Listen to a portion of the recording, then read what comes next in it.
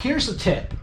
Try not to rush the middle. Think about the entrances into that middle and the exits out of that. Hey, I'm David Vonderhaar. I'm the studio design director at Treyarch, and we're working on Call of Duty Black Ops Cold War.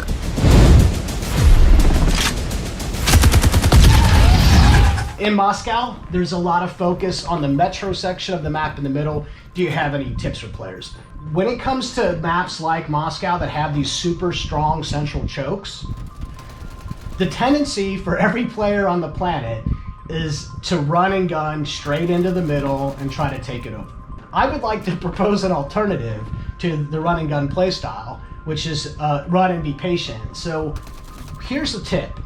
Try not to rush the middle. Think about the entrances into that middle and the exits out of that middle. And what if those are the new chokes for you? What if those are the places that you set up and lock down? So they can go in all they want, they just can't come out.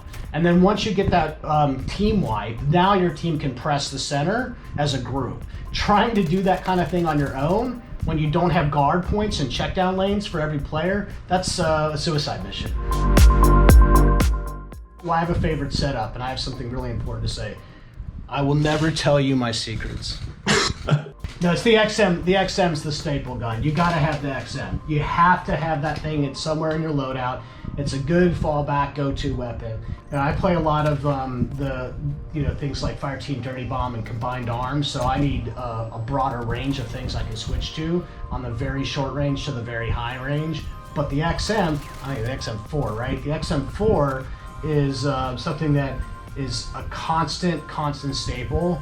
And if I'm just not playing well, I can go to that and kind of level myself out. After that, it's really all about being quiet, staying off the radar, so stealth-like perks and things that are at, situational intelligence giving or denying situational intelligence, right? I like to play the mind game version of it because I just don't have the gun skills.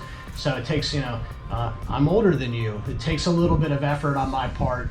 So I need those things to kind of help me outsmart and outthink and outplay people because I'm definitely not going to outgun them. What can players expect to see in Cartel? You don't really understand that map right away, and you sort of get in there and you're expecting X, you're expecting these really small, fast engagements, and then things spread over time because of the lane management in that game. Particularly the indoor to outdoor play, when you come from the outside space, you go into an indoor space, the range of that indoor space that's got kind of big open sort of gateways and outwards from that kind of play forces players to switch really fast in their brain where their opposition's going to be. Are they in with you? Are they on the other side of that thing? There's also some sort of longer stuff that you discover. You get these sort of extra layers of stuff that you wouldn't traditionally get out of a traditional kind of competitive environment map.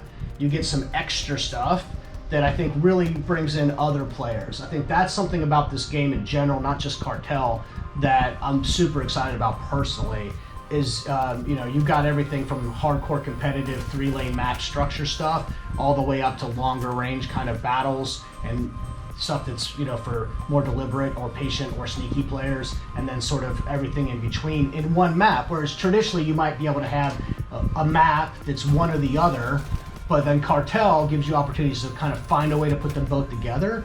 That's something awesome. That's something that Cold War can do that maybe we haven't necessarily been able to learn how to do previous to this game.